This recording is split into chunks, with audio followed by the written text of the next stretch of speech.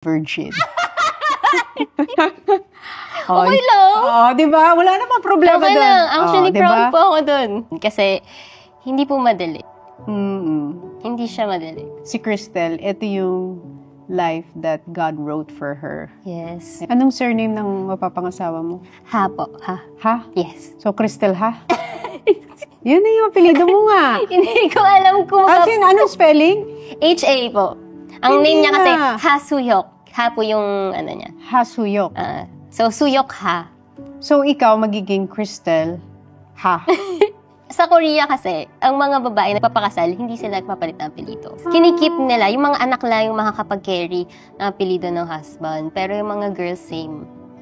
Napag-usapan nyo na yon yung having kids? Yes. Gusto na rin niya? Gusto na rin niya. Magka-age ba Pero kayo? hindi, no.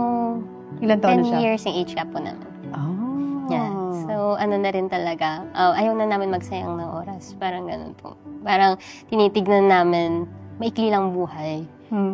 Yun din actually yung isa sa mga parang tingin ko, magpapa-strong na relationship. Pag inisip mo na hindi mo alam kung hanggang kailan ka.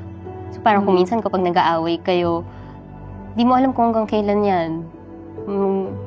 Kaya kailangan mo i-treasure bawat moment mo kasama siya.